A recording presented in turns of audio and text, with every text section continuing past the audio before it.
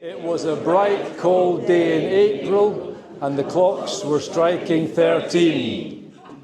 And not sharp. Way! There is no escaping 1984 anywhere in the world, and the range of editions collected here is a demonstration of that.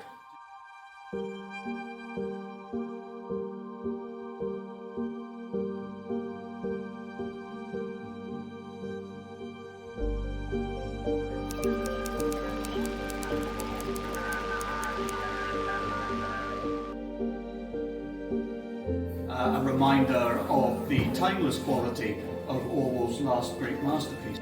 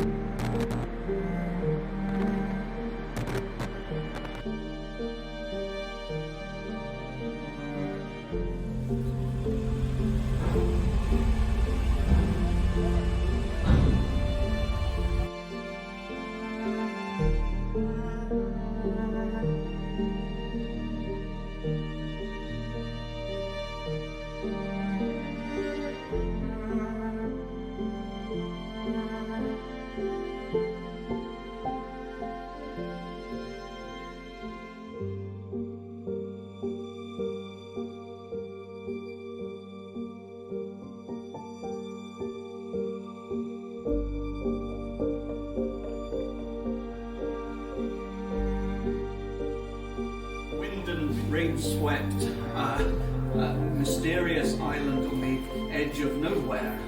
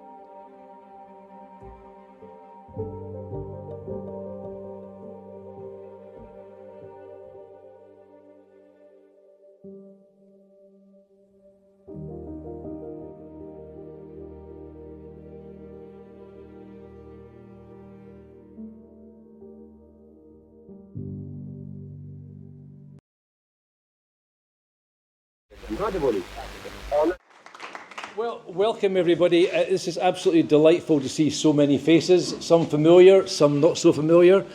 I'm aware I could stand here this evening and just say thank yous for the next half an hour. People have been coming in today, and I'm so happy that people have come in and spent time with the library and seem to be enjoying it. And people say to me, "Are you the artist?" And I feel a bit of a kind of fraud. I'm actually a second-hand book dealer, pretending to be an artist.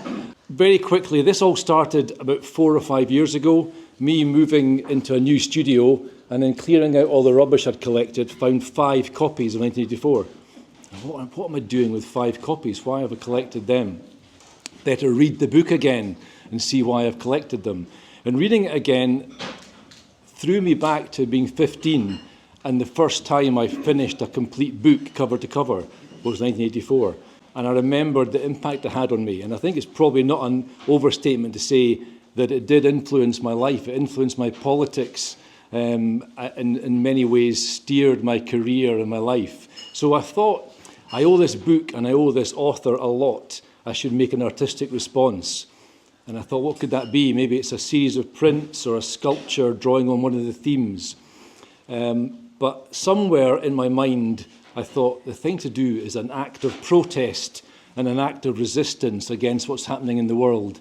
I'll build a library of only one book, and it will be a place that will bring people together, a place of humanity and a place of connection. So that's what I hope we're standing in tonight. My name's Sheena Gow, and my grandmother was from Jura originally, and her brothers and sisters had the shop and the hotel. My mother was evacuated to Jura during the war and lived with her aunts and uncles and carried on coming regularly.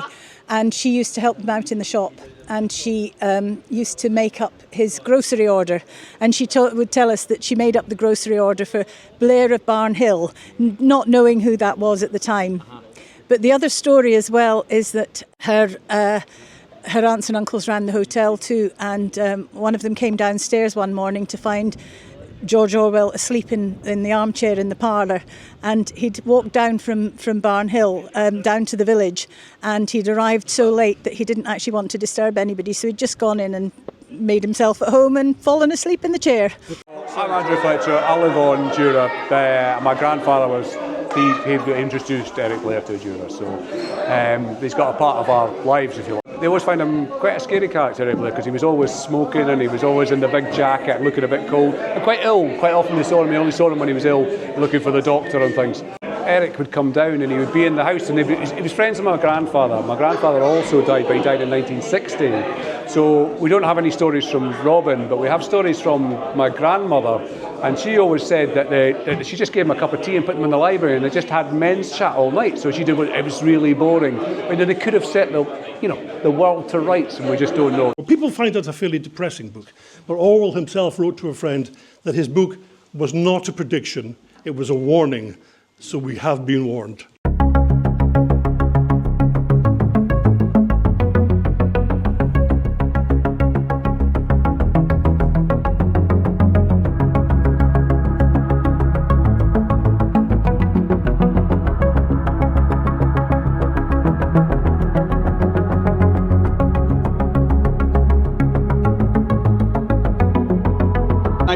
Was seen by many of Orwell's colleagues, or rather Orwell's life on Jura was seen by many of his colleagues and subsequent biographers as being a kind of sort of mad, suicidal sojourn in a sort of wind and rain-swept, mysterious island on the edge of nowhere.